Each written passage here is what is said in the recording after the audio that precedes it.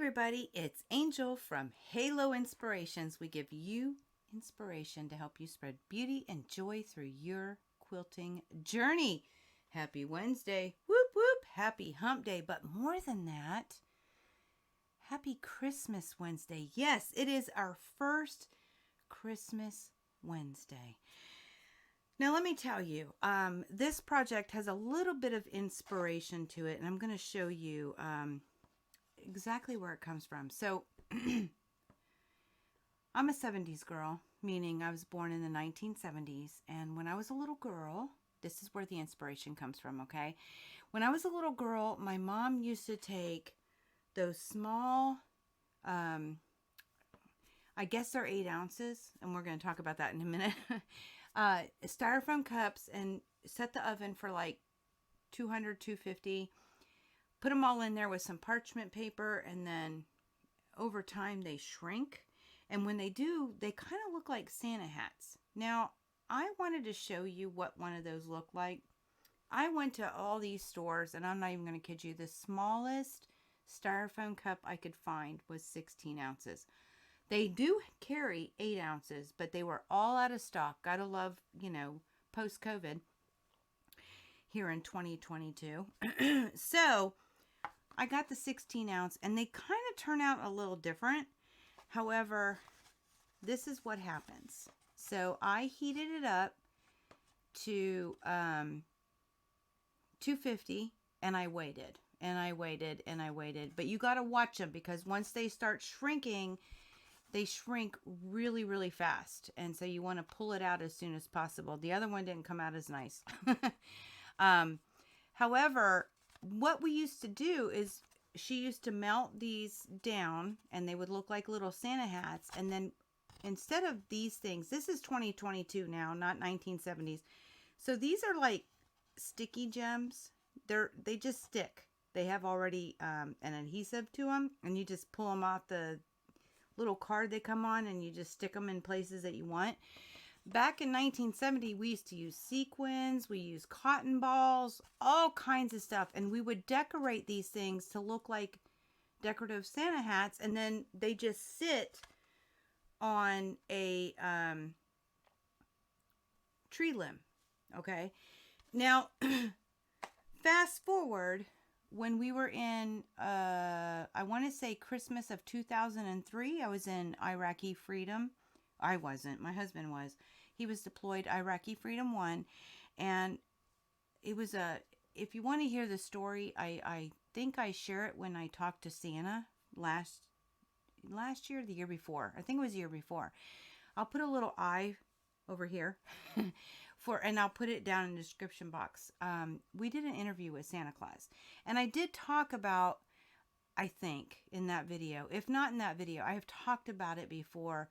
My son, who y'all know as Mayhem, his favorite Christmas was the Christmas that my husband was deployed. Now, it wasn't because my husband was gone. It was because we came to Germany to be with him before he got deployed, and we didn't have nothing. I mean, I even put silverware in my suitcases, and I got flagged for having silverware. But we didn't take anything with us, so we had a lot of nothing. So I did buy a pre-lit Christmas tree, and they made all these decorations out of construction paper and styrofoam cups. But they were smaller. They weren't 16 inches, so they shrunk much different. Yes. And they decorated the little hats, and we put them on the tree. I wish I would have taken a picture of that. I don't think I did. If I did, I will definitely share that at some point. I just have to go looking for it. It was an amazing Christmas. They really had a great Christmas, even though they weren't with their father because he was deployed. They really, both my children really enjoyed that Christmas because it was all homemade. Even the construction paper, they made like pennants, like really large triangles, and out of construction paper they cut these pennants, and they put like Santa here. I mean, we did the popcorn, how you make popcorn for your I don't even know what that word is. You know, when you put it on a string and then you put it on the tree. We did it all. Everything was homemade. It was just a pre-lit Christmas tree. That was it. That's all I bought. The rest of it was completely artsy. And one of the things was this type of decoration when you make out of styrofoam cups. Okay. Granted, if you do something like this, it's 8 ounces, not 16. Okay. And then sequins, glitter, cotton balls, or any kind of, artsy craftsy stuff to really decorate this type of ornament. My mom said she still has some of them and she still puts them out on the tree from when I was a little girl, which is absolutely amazing. Okay, so that was the inspiration. I know that sounds crazy, but that was my inspiration. So, saying that, this Christmas Wednesday, we are doing ornaments. And you can decorate them as much as you want. I talk about it in future clips. But you can definitely add sequins, buttons, anything that you like. And I talk at the end even a couple more ideas. But we're going to do some ornaments that are inspired by the styrofoam cups. I know that sounds crazy, but that's where we're at. Now, to get this Santa hat and the brim, and to be real with you, even the pom-pom, if you want to do it in fabric, okay? I did construct a template, a Santa hat template, and you can pull that off the inspiration tab on our website. It's all there for you. But the one really cool thing about that, well, there's a lot of cool things about this, but one of the things that are really cool is you can use scraps. It's a scrap buster. Totally go there. If you're interested in what I used, everything, the background and the hats, all the backgrounds and the hats are Charm Holiday by Bernitex. All of them. All the brims and the pom-poms, or the ball for the hat, they're all Pin Dot Christmas by Lori Holt of Be In My Bonnet for Riley Blake. I use the same. Everything's the same. For all of the backings, I used Christmas at Buttermilk Basin by Stacey West, also for Riley Blake. I show only green, but we also carry in the store red, black, off-white, and then there's another print that has Christmas vines in red and black. So we have a lot of that. If you're interested in doing something that's very similar, or you see something that you may want. So all the hats are Bernitex Charm Holiday. We have those in fat quarters, 5-inch squares, and I think 10-inch squares, but don't quote me on that. The whole line will be there for you. You can definitely do this with 5-inch squares. All of it's very simple. All of it's very easy. Nothing complicated. This is supposed to be fun, but you can also use your own scraps. Yes, just grab the template, grab your fabric, and we need to get started making these adorable Christmas ornaments for our first Christmas Wednesday. So let's go ahead and get that started. I'll see you in just a sec. The first thing is, I have done a template for this little guy, so you can find that free on the website underneath the Inspirations tab. So I'm going to take one of these and I'm going to trace each one of these parts, okay? And I wanted to show you, you can actually see through it. But what I'm using here, this is Heat and Bond Light. There's a lot of ways to do this, but this is my method. But I'm just going to simply take my Heat and Bond Light, and there's two sides to it. There's a rough side that looks kind of shiny to you. This has got the adhesive on it. This side is paper. We just simply place it right on top, And I try to give myself more room to do other things on my scraps. I try not to throw anything away. And I'm not going to trace this whole thing with you because I'm a very slow tracer, but you're just simply going to trace around and go all the way around this item until you have all three. Now, one thing I wanted to add, your hat will go, this is actually going to be mirrored. Okay, so it's going to be, the point's actually going to be on the other side when it's facing you. You'll see here at the end, if you want it to go the other direction, notice I do have one that's pointing this direction. If you want it to go the other direction, what I did for this one is I took this paper, I flipped it over. Now, if you have a light box, of course, you can use a light box, but I don't have one yet. It's on my bucket list. And I put it on the window. Very easy. And then I just took my little piece of paper here and I traced it through, because you can actually see through it through the window. And I just held it there. I didn't use tape or nothing. It was very easy. So you can get hats that go in opposite directions by using that method. Okay, so that's the first thing. You want to get your template. I'm using Heat and Bond Light. Doesn't take very much, as you can see. It doesn't take very much. Once you get them all traced on, you'll then want to cut them out. Okay, and I try to cut on the line, but I am not perfect at it, and I'm sure nobody is, so it's okay to not be absolutely perfect, but I just want to show you, I went ahead and cut 3 pieces out. So the next thing we're going to do is we're going to bring in some of the fabric, and I'm going to talk to you. We're going to take this and put it on the fabric, make sure we're doing it the correct direction, and the different fabric sizes that you'll need. So I'll see you in just a sec. What you see here are 2 4.5-inch squares. This one I'm going to use for my background, and this one I'm going to use for my backing. Okay, I cut them both at 4.5-inch squares, and we're going to manipulate this in a little while, but I wanted to show you these. I will say this can be a real scrappy project, like I said before, right? However, if you see any of the fabrics, the stuff I used today, we still have in the shop if you are so inclined. And so this is my background. This is my backing, 4.5-inch square. So we'll come back to these, but I wanted to give you a heads up on that. The other fabrics, this is actually for my hat.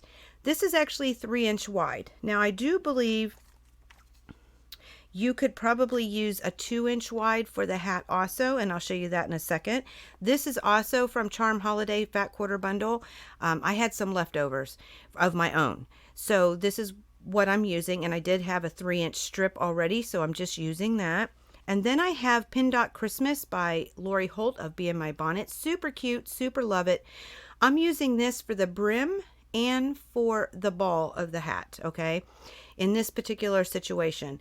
And this is 2 inches, so you can actually see the difference, but I think they'll both fit. Now, other thing I wanted to mention before I move on, some people just like to barely cut out and leave some room on their, instead of cutting the whole thing like I talked about in the previous clip. Some people will leave it a little bigger, okay? So the paper is, so they're going to get on the line better. That's a method that's completely up to you, but I wanted to show you both, okay? And I want to show you this actually does fit on the 2.5-inch strip. It won't, don't do all 3. I wouldn't suggest all, well, maybe you will. I mean, it's totally up to you, but I'm using red for the hat and the white for the brim and the ball. But it does fit, the hat does fit on a 2-inch strip. So I could have used a 2-inch strip of this red if I so desired. Okay, so the next step we're going to do is we're going to flip over our fabric so that the wrong side is facing up, okay? And then you're going to put your little template pre-cut out with your adhesive. Now, wrong side up on the fabric, paper side up of which we traced on, okay? So the adhesive side is facing the fabric and the paper side is facing up, okay? And we're going to do the same thing with our brim and our ball. Now with Heat and Bond Light, the instructions do say medium heat for your iron. And I will say I'm on an Applifuse mat. We do have this in the shop also, but I have it on top of my pack-a-mat. and my pack-a-mat is on top of my pressing board. Okay, but this Applefuse mat can handle up to 500 degrees, if I remember correctly. So it still will go through the bottom, so that's why it's on the pack-a-mat, but I'm putting it right on top of this Applefuse mat. All right, so we got them all on here. Wrong sides of the fabric facing up, paper side of the templates on the Heat and Bond light facing towards us. With medium heat, the directions say to hold for just 2 seconds. I usually do a little bit longer, but you don't want to do more. You don't want to do it too long, okay? And I'll explain that in just a second. So I'm just going to rest this down right on top for a couple of seconds. Medium heat, no steam. The water, it's a temporary adhesive with Heat and Bond light, and I'm just checking. So if you use steam, it may not stick, okay? So it's very important that we allow that to cool also. Now, if you hold it there for, I don't even know how long it would take, but let's just say for 45 seconds, and I don't know the exact number, but if you hold your iron down too long, that adhesive will not adhere correctly. So it's real important that you just do it for 2 to 5 seconds. And whenever you do this, you just want to make sure that everything is in fact stuck, okay? If you find that it's not sticking, I would try to adhere a little bit longer. But remember, when you do that, if you do it too long, it'll quit sticking. So one of the reasons it may not be sticking is because you held it too long, okay? All right. So once we're all cut and ready to go, I'm actually going to then, and I'll do this all off camera, but I will get it all cut. And you want to try to cut on the line, but you know, I'm not perfect. I don't know about you. You may not be perfect either, but you're simply going to cut them all the way out.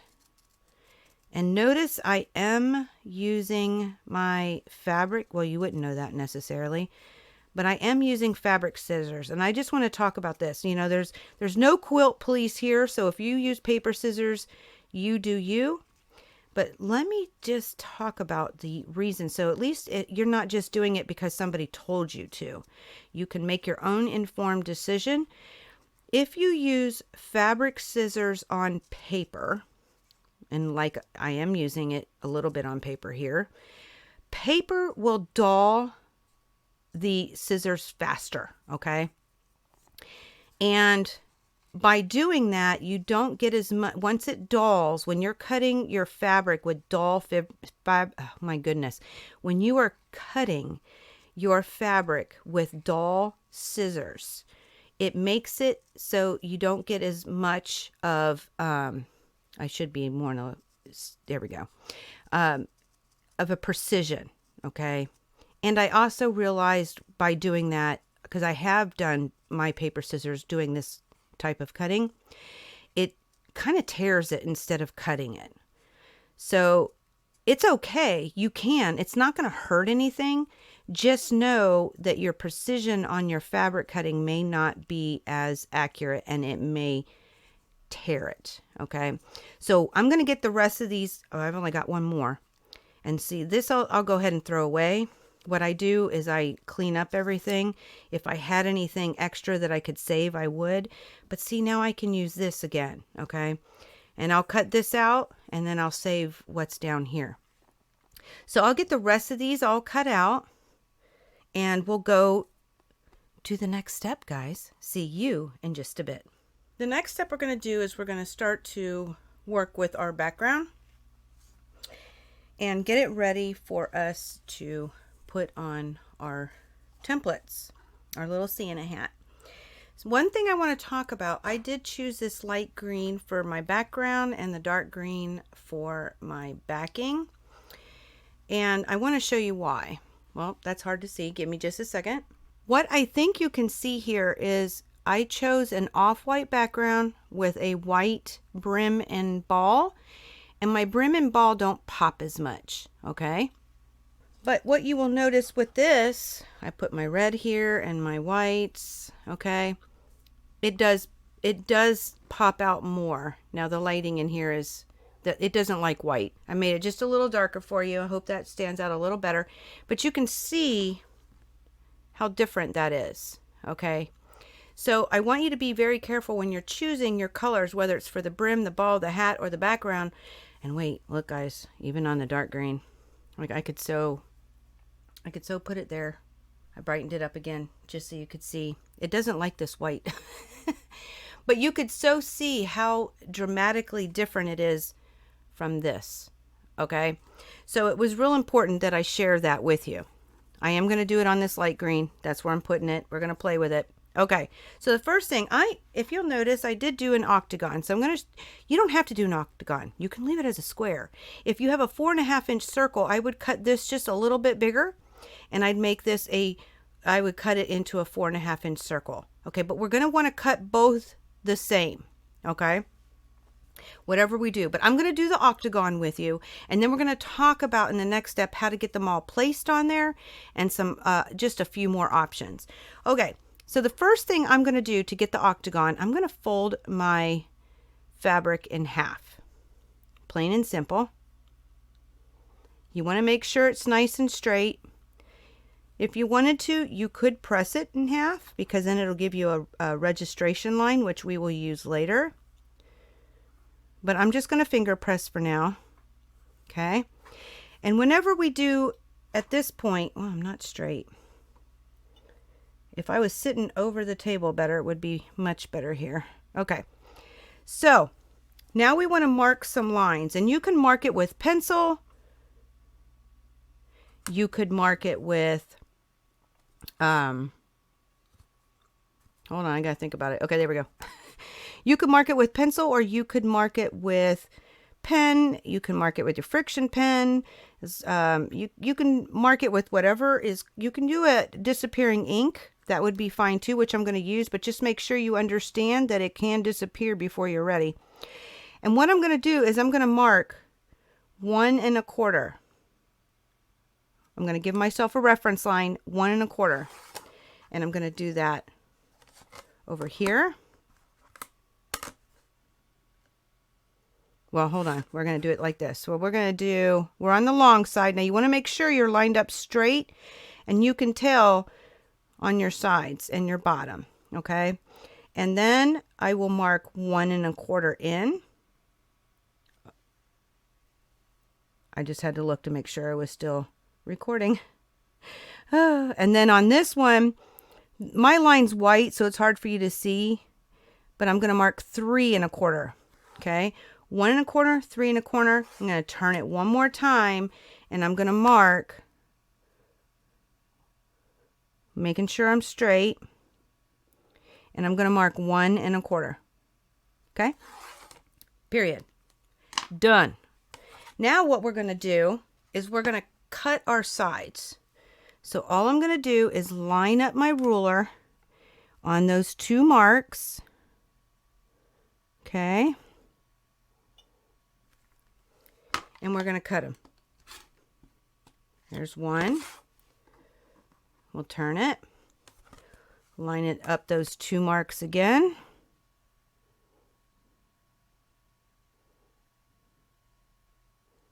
Okay.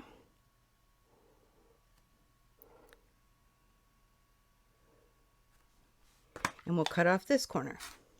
All right. And then when we open it, we have ourselves an octagon.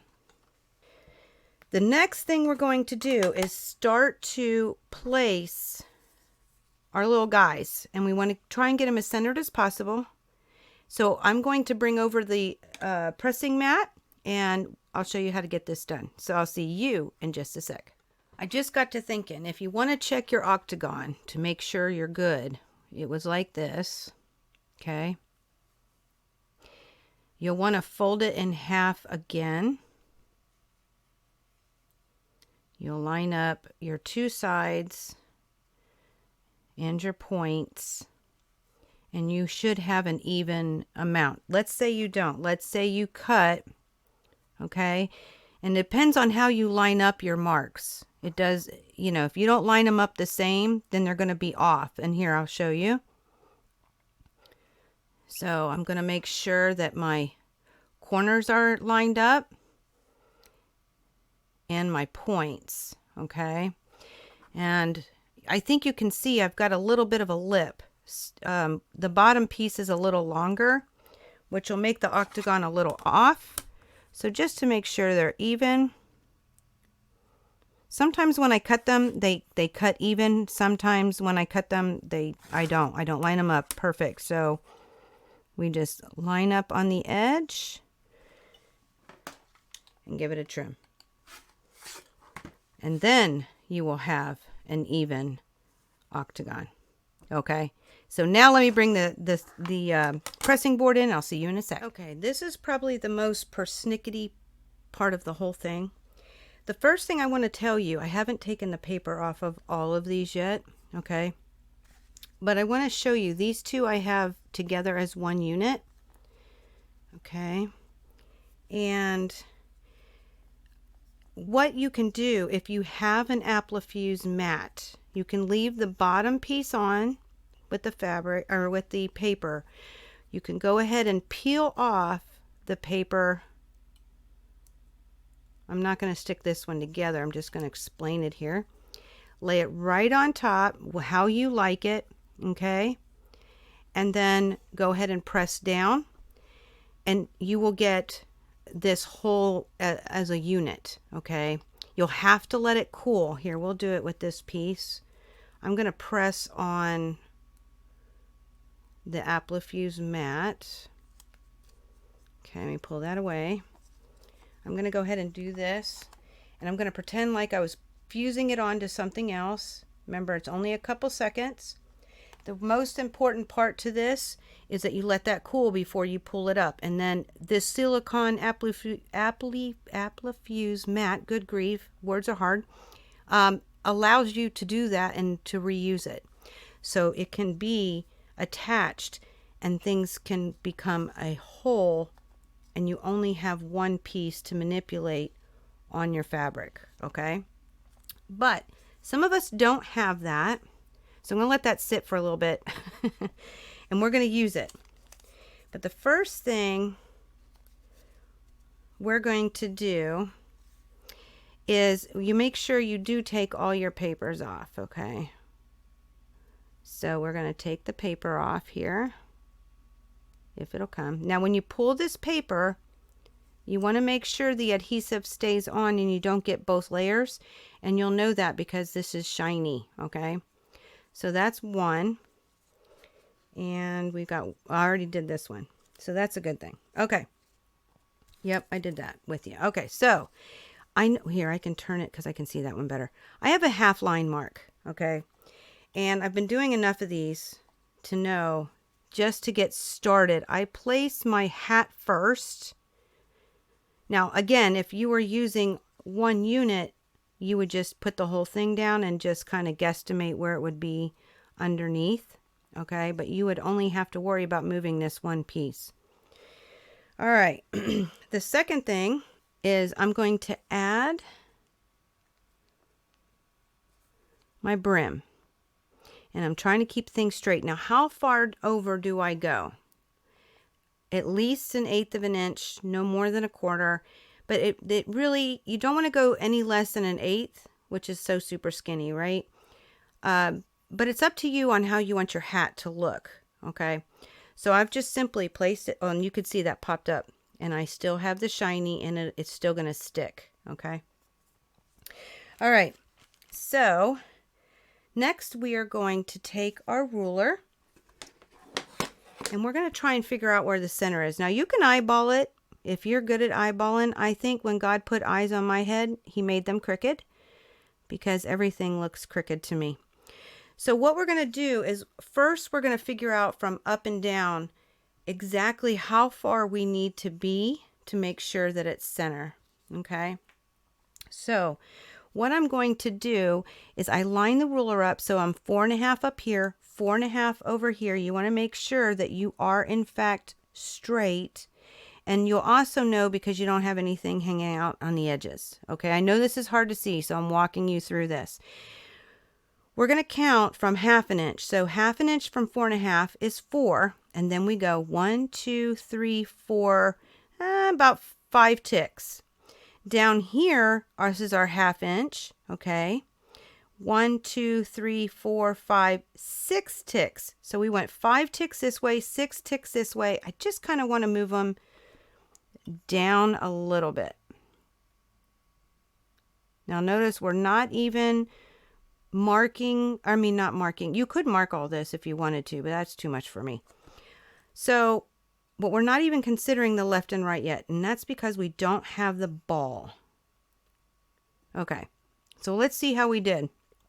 4-inch mark, we are straight here, we're straight here, nothing showing on top and bottom. 1/2 mark here, 1, 2, 3, 4, 5-ish. Okay, then we've got a 1/2 mark here, 1, 2, 3, 4, 5. So we're really good. Now what I'm also going to look like, I look for me, now see, here's where my eyes get a little funky.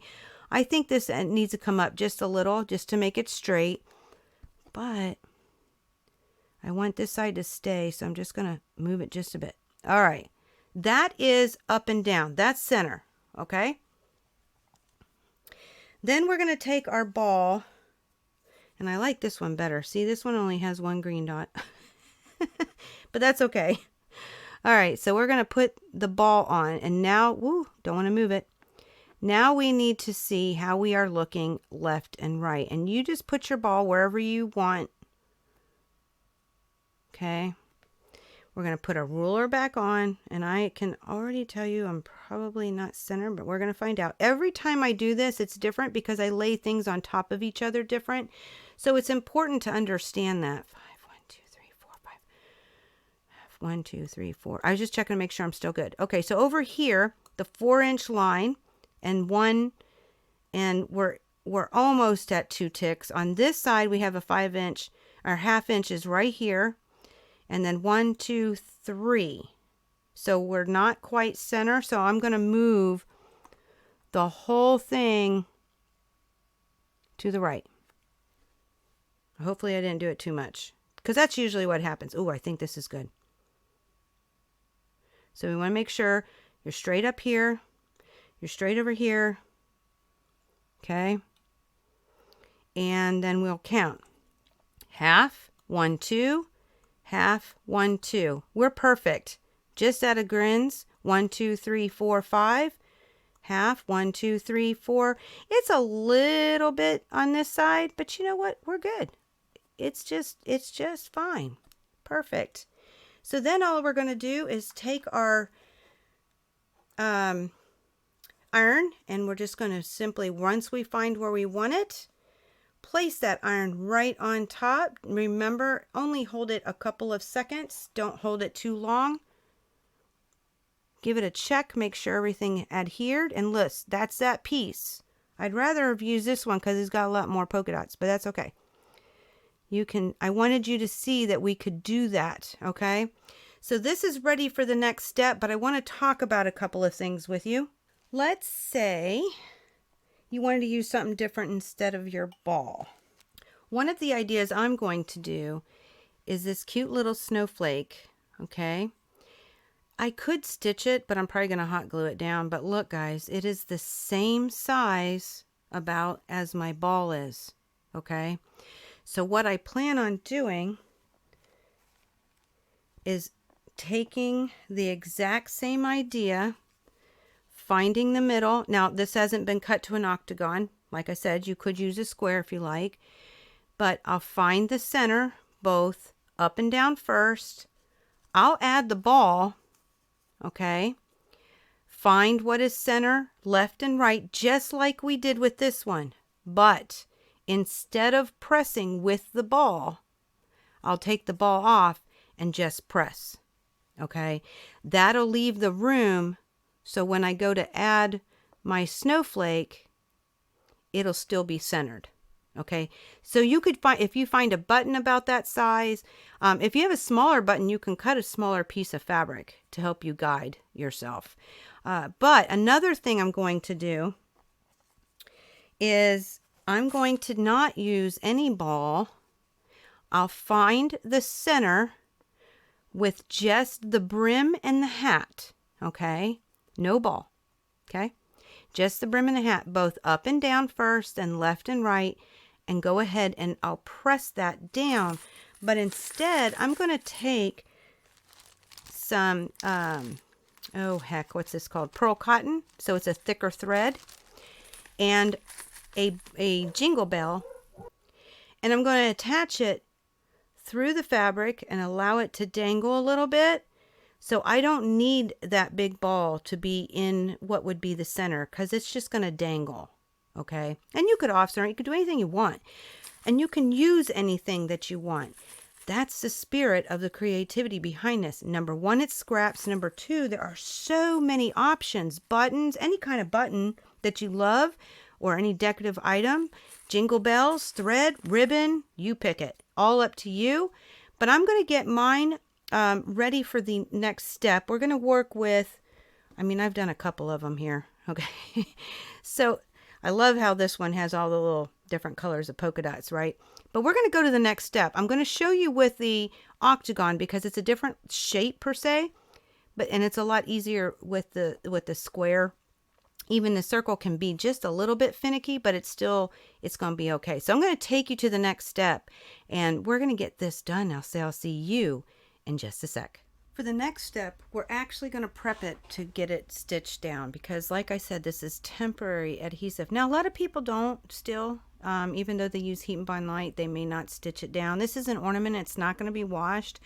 I just don't know what time will do, or any kind of, if you have a lot of humidity because it's moisture. I'm not sure, but I wanted to show you. You know, this one, I said I didn't like it so much. If you find yourself in that way, it does come off, okay? So I wanted to show you that by adhering one to this so you could see you can, in fact, remove it, okay? I'm going to leave this one on here. I have another idea. I hope it works. If it doesn't, then I won't show it to you. But I'm going to leave it on, and that's the one we're going to stitch, okay? So what you want to do, we're going to get this ready to be stitched down, and we're going to actually do it on our batting. Now I'm using for this project, because it's my scrap, which there is some in the shop. This is Dream Green. It is made with plastic bottles. You want to cut it so it's bigger than your block, okay? Plain and simple, it's bigger. This is more than 4.5 inches, that easy. But we are going to want to glue it down. I'm going to glue base. Now I will tell you, the very first one I made, I didn't baste it at all and it came out fine. But if you're worried about it at all, I'm going to go ahead and use Roxanne's glue, baste it, okay? And by the way, guys, my hands are going to get in the way and I'm so sorry, but you don't need a lot. Now watch, it won't come out. There we go. You just need very little. I'm just going to put some drops in different places. Some people like to glue on the batting instead of on their fabric. I don't know if I care one way or the other for this project, but I'm just showing you on the fabric because I think you can see it better, okay? So just a little bit. I'm going to turn it around and I'm going to just place it right on top. Now if you use Elmer's washable school glue or Roxanne's like I do, I use Roxanne's because it has a pH of 0. It is water soluble and it will come out and it won't hurt the fabric. So I will, no matter what you use, no matter what kind of glue you use, I will press it down so it will heat set it. Okay, so we're ready to go. So now I'm going to bring you in. Now I will tell you, and I will do a blanket stitch for you on one of them, not on camera. You've seen me plenty of times do it, and you're going to see it again in the future. But this is supposed to be fun and easy. Again, a lot of people will not baste this down, stitch it down, okay? They don't feel like they need to do that, and that's fine. I'm going to go ahead and just do a plain old straight stitch so that you can see what that looks like. So I will see you at the sewing machine in just a sec. To begin with, we're sitting here at the sewing machine and I do have a red thread loaded, okay? And the reason is first. I'm going to top stitch with red thread on my red hat, and I did pretty good to match. It's not absolutely perfect, but it's pretty good. I will put what thread color this is underneath in some text below here. So I'm going to start with it first. Now, if you also notice, I have my open foot loaded, and that is so I can see where I'm stitching more, you know, or a lot easier. Okay. And so I'm going to go ahead and get it started. I'm going to start in the point.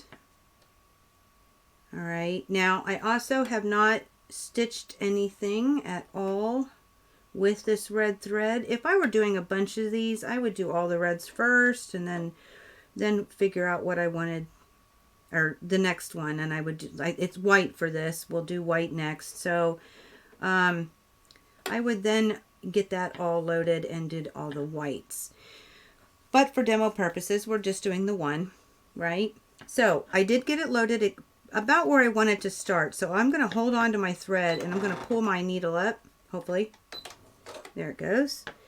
And I'm going to go ahead and pull up my bobbin thread. Okay.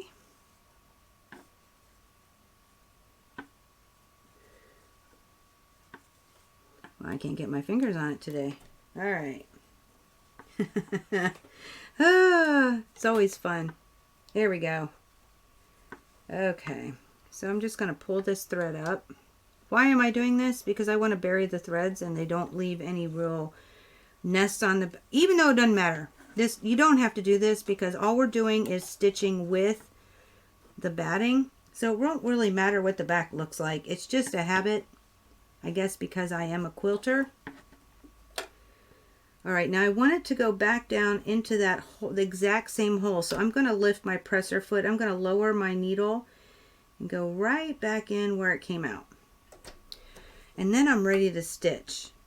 So I'm just simply going to hug the line as best as possible. Am I perfect? No. But I'm going to hug it just as close to the line without going over the line. I'm going to stay on the red as much as possible. Close to the edge, but not over the edge, okay? And I'm just going to simply, now watch your fingers with this sucker. I don't know if any of y'all done that, but I have hit myself. Ooh, does that smart. So you need to be careful. You could give yourself more batting and that'll help, but I'm using scraps and I just wanted to use the width that I already had cut. So I'm going to go ahead.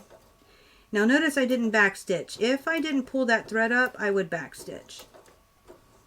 Okay. And sometimes I pull up the foot to move. It's preferable that you do, but sometimes I get a little lazy and I just turn the fabric with it. It works, it just doesn't work as well.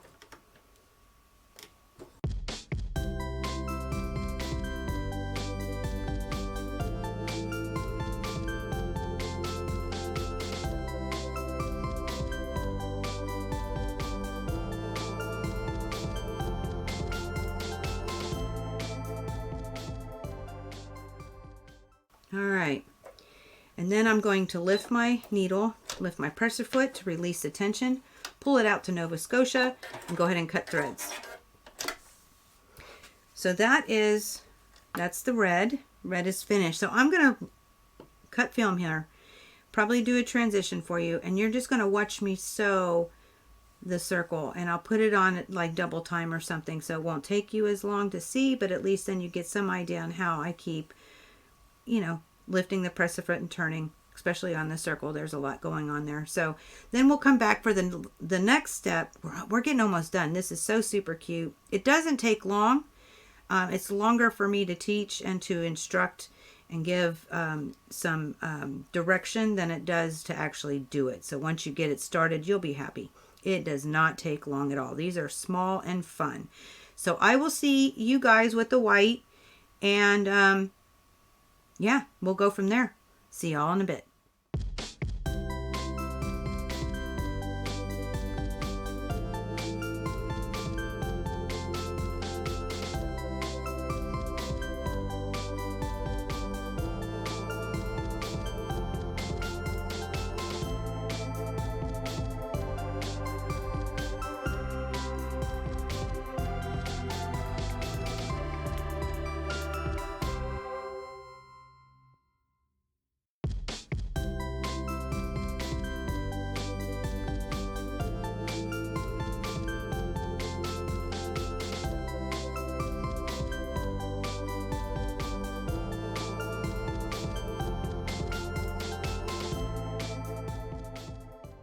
Now you're probably wondering, Angel, what in the world? Look at all these. Look at all these. What am I going to do with them? Well, the first thing I will tell you, I'm going to not cut these long ones yet. Why? Because these are my starting, and I know which ones are.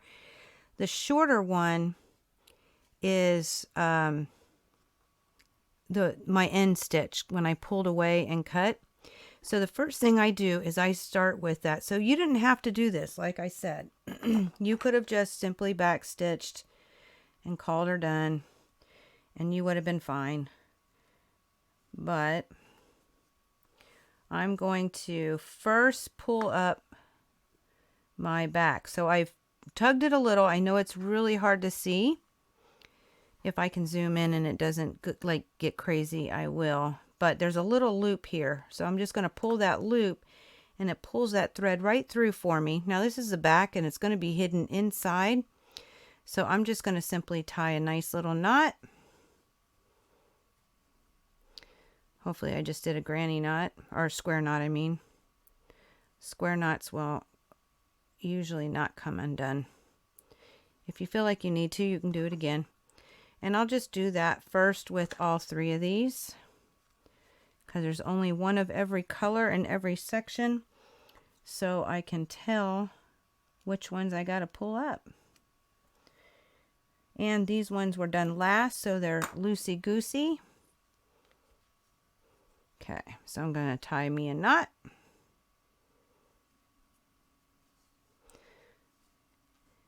So just think, if you just back stitched, you wouldn't have this. I was going to back stitch on one of them, but I'm so used to doing it this way that I totally forgot. Okay, last but not least, we have one more.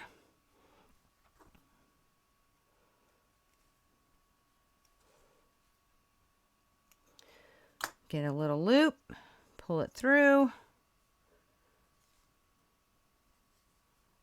and tie a knot.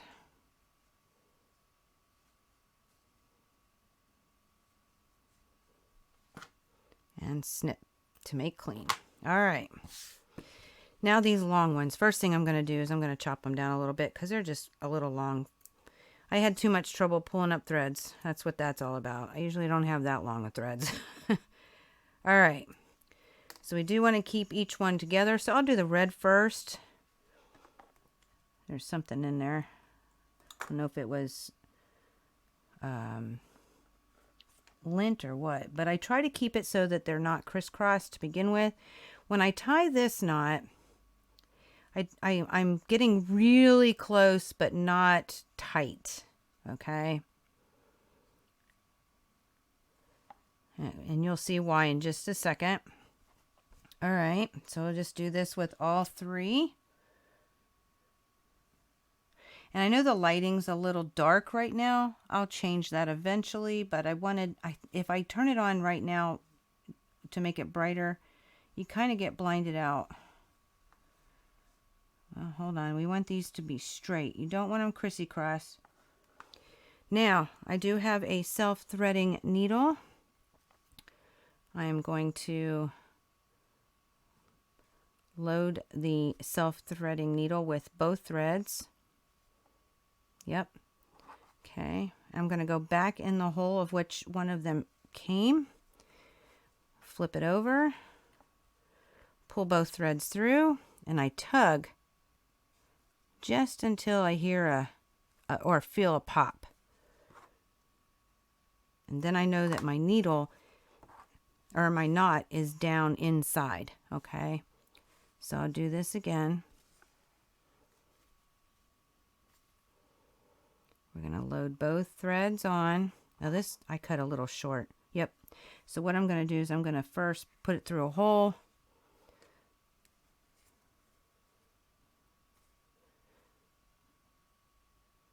Load the self-threading needle with both threads, I hope.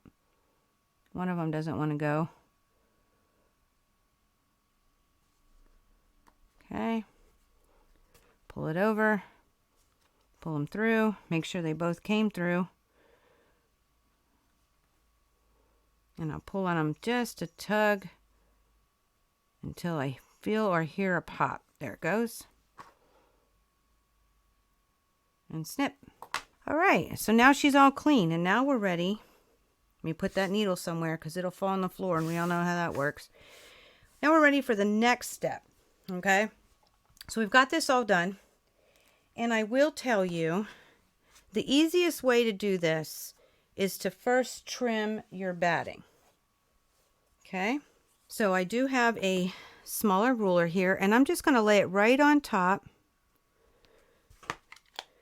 and get that fabric lined up and simply cut the batting. Now I wish I, had a different preference of methods, because I hate when batting gets down into the mat. I don't know about you, but it drives me crazy. Let me turn that light up for just a sec.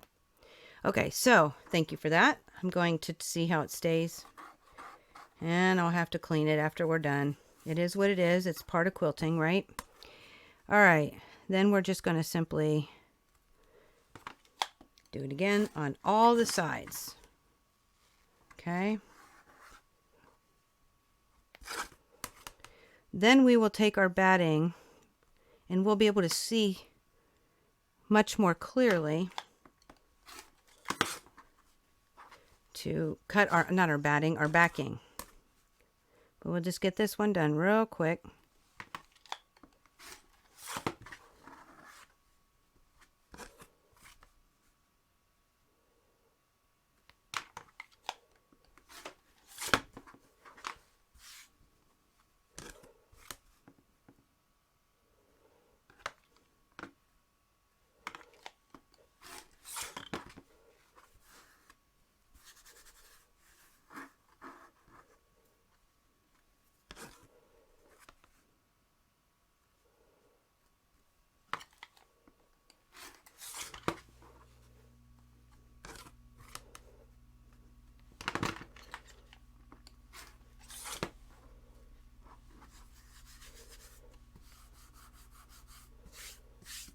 Okay, that's done.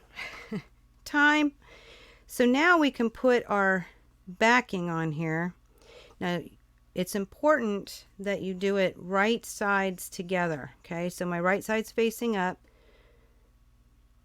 and my batting is going to be facing up, and you just want to make sure that everything is lining up, and it will be straight.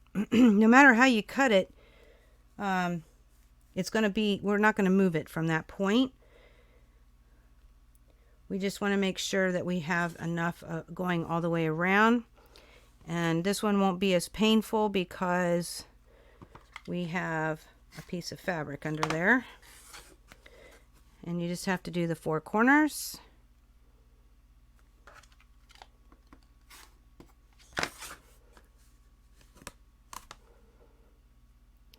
And then I'm going to show you a trick with this hexagon. What we're going to do is the envelope method to get this closed up. Okay. And you have a couple of options. At this point, you could load your hanging, whatever you're going to use to hang. I'm going to do it a different way. It's probably harder, but go figure. At this point, I want to tell you, we are doing the envelope. Now with the hexagon, with the square, it's not too big of an issue. You've got a long side on each one of these sides. Each one of these sides are not as long. They're only about 2 inches, okay? Don't start on a corner. You want to start after a corner, and you want to stop. Start at, before a corner and stop after the corner. Your space is going to be smaller. So to get all this through, it is a little bit of a fuss, okay? It's not impossible though. If you're using a square, you want to do the same thing. You want to leave yourself a nice opening. So you'd want to start before a corner, come around the corner and stop again. But you can have a much wider area if you were to pull through. If you were doing this in a circle, there are no points. So you just pick a start and stop point, and that's all you got to worry about. Okay, but we're working with the hexagon, and I wanted to show you this because it actually helps quite a bit to figure out where you're going to start and stop. So you make sure everything's nice and straight. You can pin it if you so desire. Okay. First one I did, I didn't pin it, so I'm just going to keep running with it. But you can. Just make sure you're not going to pin anywhere that you're going to stitch. So first of all, we need to find our beginning. Let's find our beginning. Let's start with that first. Okay. So this is my top. Okay. I am going to start, makes it more difficult. We're going to mark it here. We're going to line this ruler up on the 1/4 inch. I'm going to take a disappearing ink pen, so we got to make sure we hurry and do this. And I'm just going to mark where I'm going to start, and I'm going to go over the edge. Okay? Then I'm going to turn it. I'm going to line this up, and it keeps shifting. That's why pinning is nice. You're going to line it up on the 1/4 inch again, and you're just going to draw edge to edge. Notice the mark we're making. I'm going to turn it, line up on a 1/4 inch, draw edge to edge. I want to make it a little dark because I don't know if I'm going to have enough time to get there in time. Okay, so line it up on a 1/4 inch, draw edge to edge on each side until the end.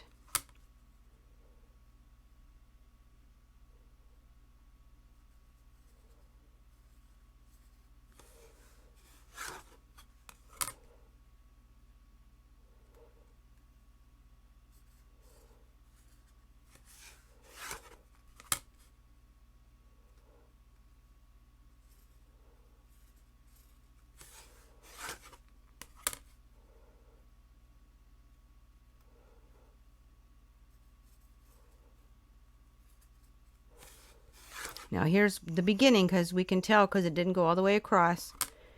And I'm just going to pick a place to stop. Now that doesn't leave me much of a hole, but it still works. Now what we're going to do, and I'll do this in faster time on the sewing machine for you. You're going to start up here. You're going to back stitch so it stays secure. You're going to come down to where these 2 points meet. You're going to leave your needle down and turn it and continue to stitch to the next where they cross.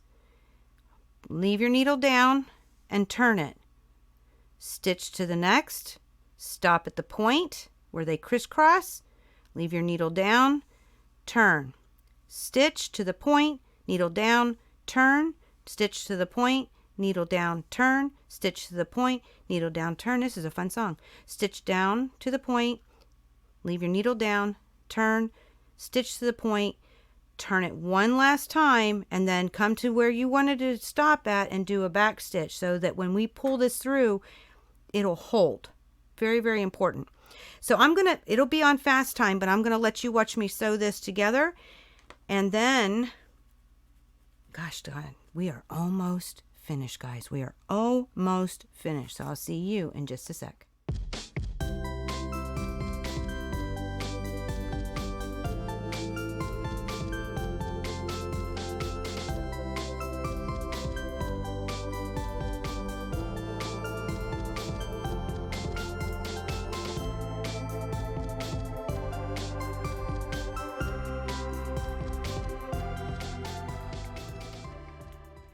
So here we are. I've got everything stitched, and I want to point out a couple of things. As you can see, I do have a couple of these, and I'm trying something new with leaving you in the corner. I'm not sure how well it's going to work out, but we're gonna try this. All right, so this first one is the one I'm doing with you, and I have not added the oh heck, what is it called? The hanging thing, the ribbon. And I just pulled this off. I will tell you, it's been an hour. I wanted you to see that, in fact, the lines do disappear.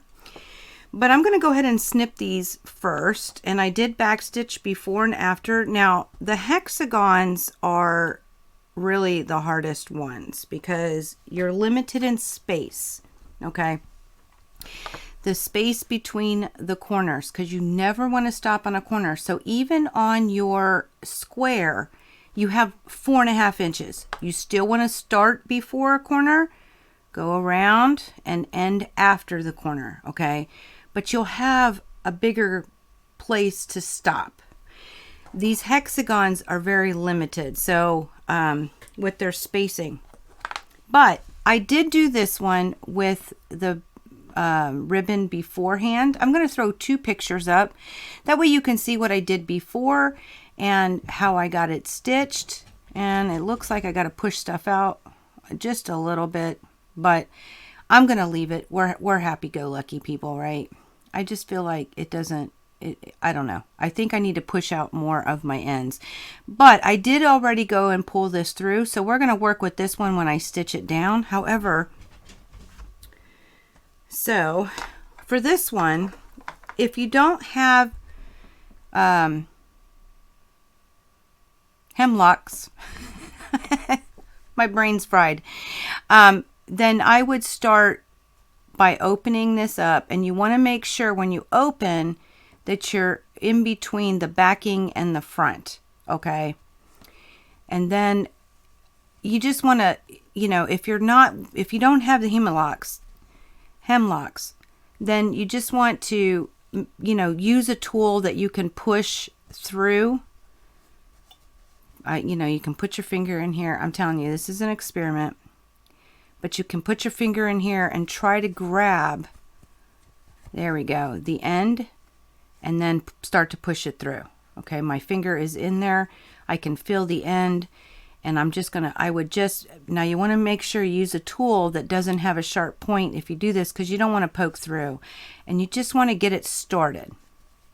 Once you start getting through where the other end, you can grab a hold and pull. But I do have these, and so I'm going to, they're beautiful. I mean, I'm a nurse. We used them in nursing. But the cool thing about it is I can grab fabric, lock it by squeezing, and it's not going to put a hole in here. That's the beautiful thing, okay? And then I can start to pull it through.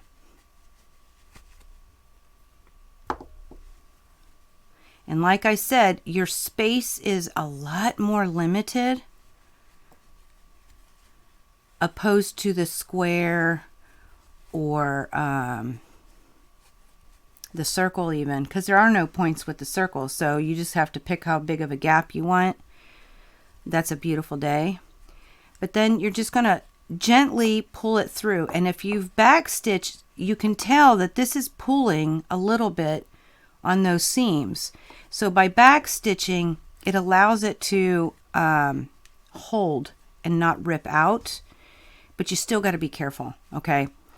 So once you get this through, I'm going to come up here.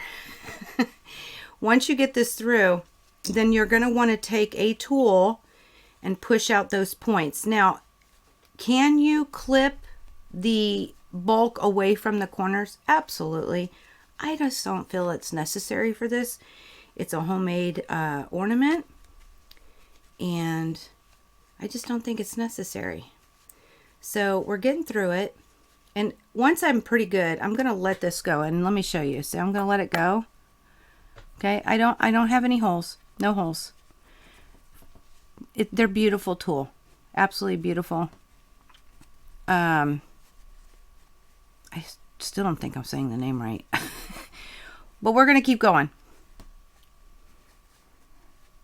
All right.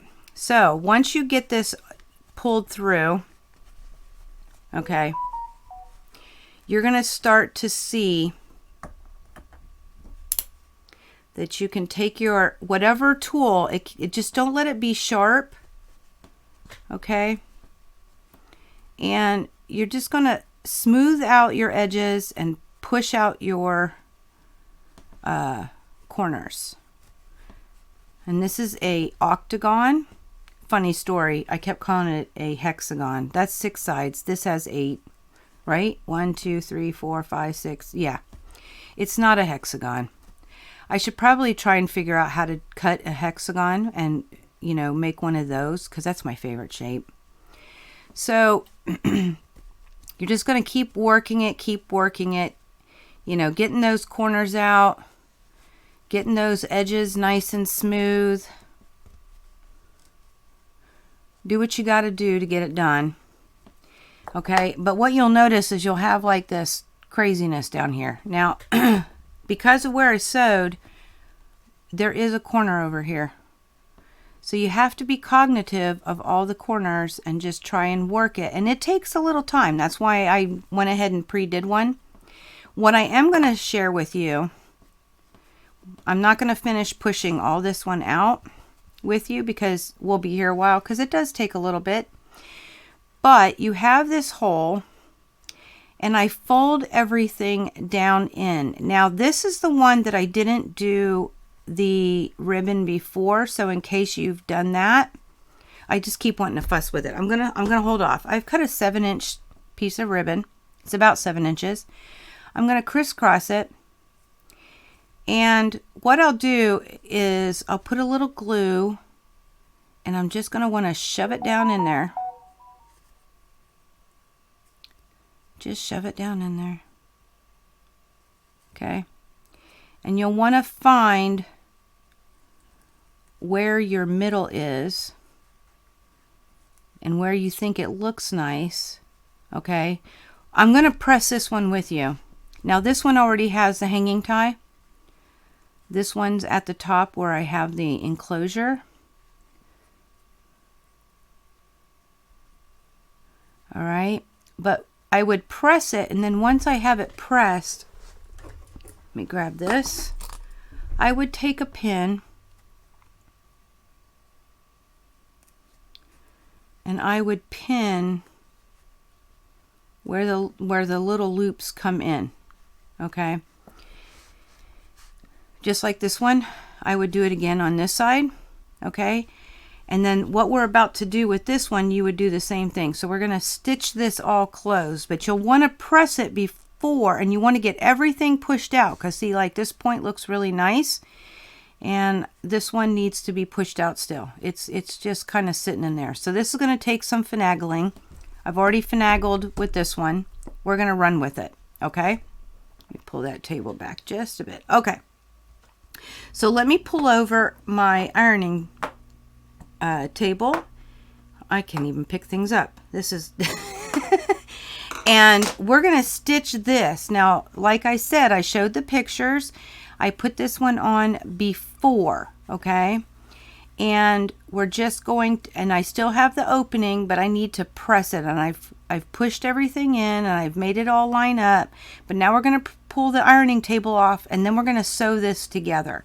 And if you're wondering what color I'm going to use, I'm using a light beige, and I'll put the color on the bottom of the screen right here. So that you, if in case you're interested, it is a light beige color. Will it match the green? No. Will it match the dark green? No. But I think it'll look nice. And I've done it before with it. I think it blends really nicely on the front. It stands out a little bit in the back, but that's okay. So let me pull my ironing board over, my pressing board, and let's get this ready to be finished, right? And we'll go from there. So I'll see you in just a sec. All right, so here's that one that already has the ribbon loaded. Just like I said, I pushed it out just a little bit more just to make myself feel a little better. So you just want to get it all folded and nice and straight. Okay, now I have to look through a camera to see. And once you have it where you want it, you want to go ahead and press this down. Okay, now I have it at high heat. I don't know that you can actually see that. And then it wouldn't be a bad idea, oh, and I can see a little not so straight, but it wouldn't be a bad idea to go ahead and place a clapper right on top. And let's see. I'm going to do it again just for my giggles. Okay.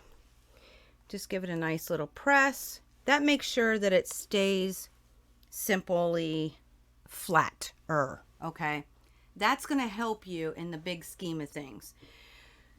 So I would let it cool a little bit so that the memory of the cotton will stay where it needs to stay. And then I'm going to take it to a sewing machine. But basically, we're going to sew 1/8 of an inch all the way around. Okay. And I'm going to just basically eyeball my corners. Yeah. Not a perfect situation, but it works. Okay. So I'm going to go ahead and switch cameras, load you into my sewing machine, and we will get this finished up. So I'll see you in just a sec. All right, if you'll notice, I do still have my walking foot loaded and I don't have any kind of seam guide. What I've noticed about my open toe foot is it's 1/8 of an inch approximately from the inside. Oh, and by the way, these are called hemostats. It dawned on me while I was setting this up. So, right on the inside of this foot here, it's about 1/8 of an inch. Okay. It's about 1/4 when you go to this outside area. I just happened to notice that as I was making these. I know I've had this thing forever and it never paid no attention. So I'm going to attempt to do this with my open toe foot. So I don't have to switch feet because I'm still making some of these. So I'm going to go ahead and lower my needle. And I went back and forth with this idea. I'm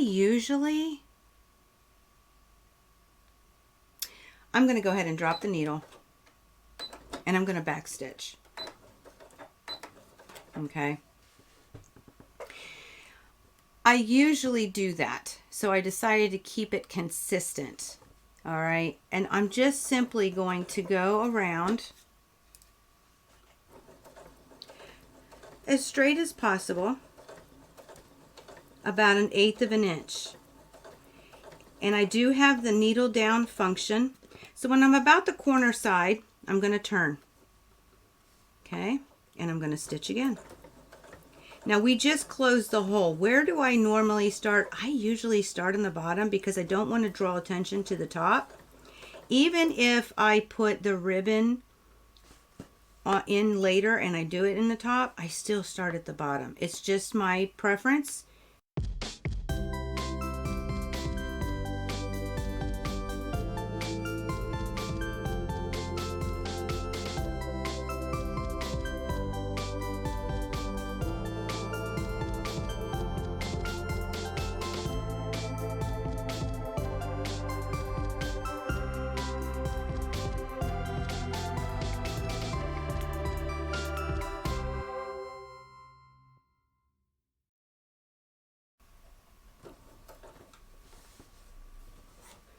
Get this thread out of the way. And because I'm doing it this way, we'll just cut the threads.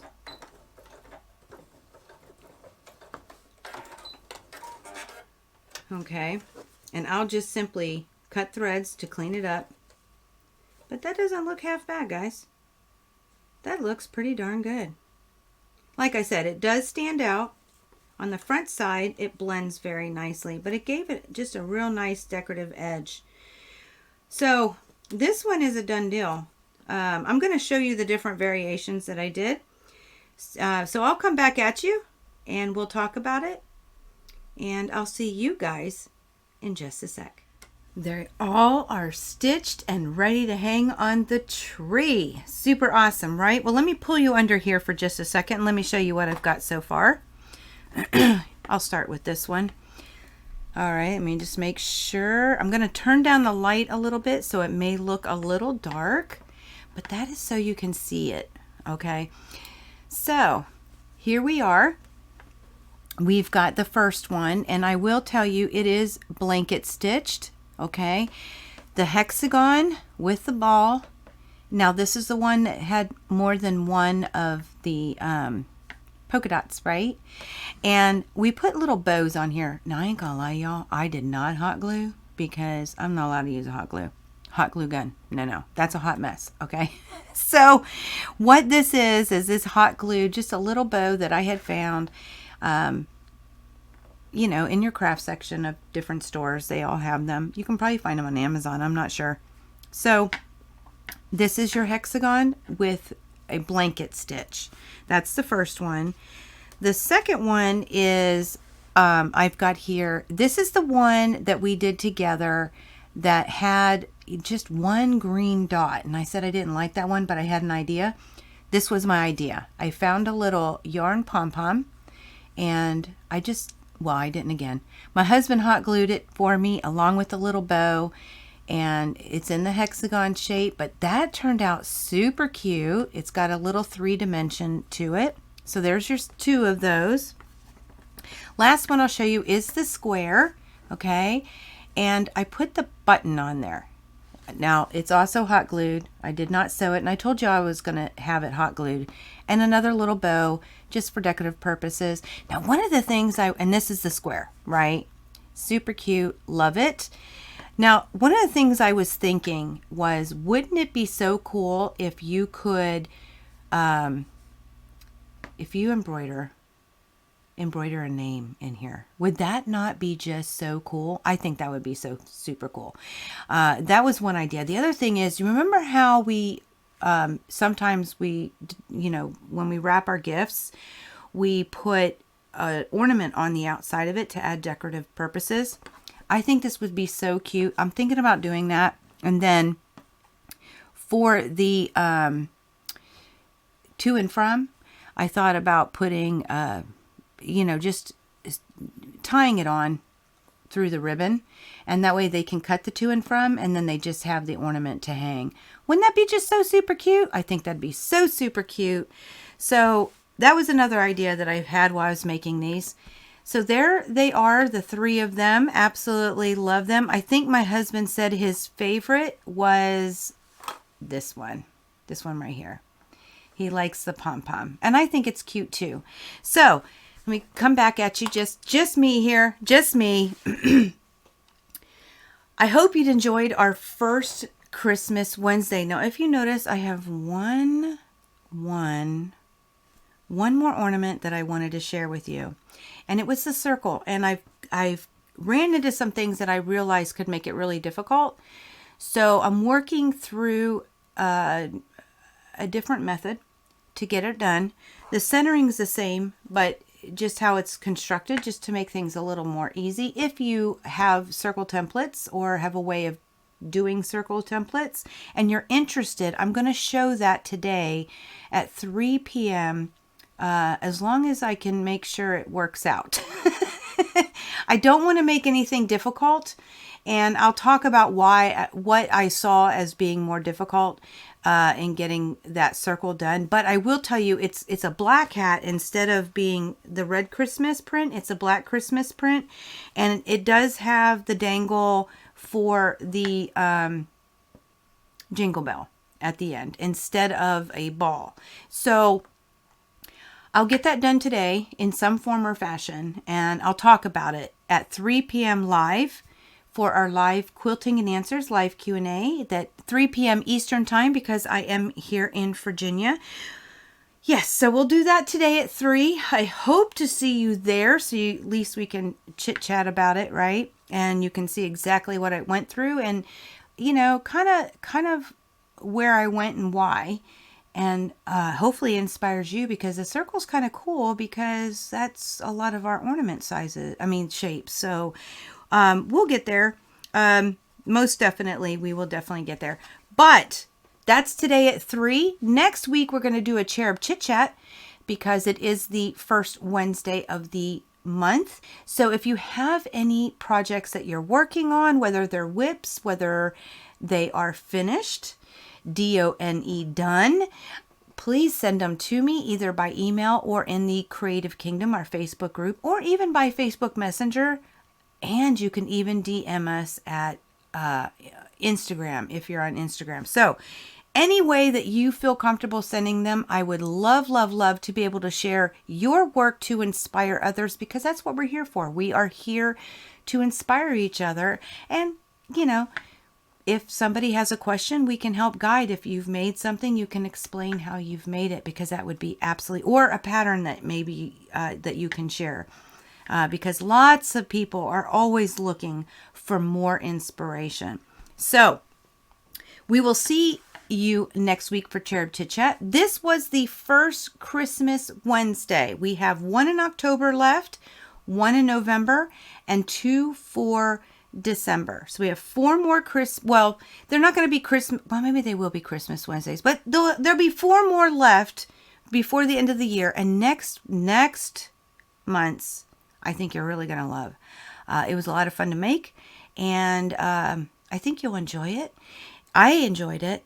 I think you will too. Not hope, I think you will. I do believe you will. But that's our first Christmas Wednesday. It is the absolute cutest little quilted, well, they're not quilted. Well, they are appliqued Christmas ornaments with straight stitch. You don't have to do that blanket stitch. Don't let that scare you. So I'll see you next week for Cherub Chit Chat. I'll see you today at 3 p.m. Eastern Time, because I'm here in Virginia, for our live Q&A. Yeah, but this is a wrap, guys. So until next time, may you continue to be inspired, productive, ever so joyful, never stop believing, and never stop making your dreams in quilting come true. I love y'all. Happy Wednesday. Happy Christmas Wednesday. Hope to see y'all soon. Merry Christmas. Love y'all.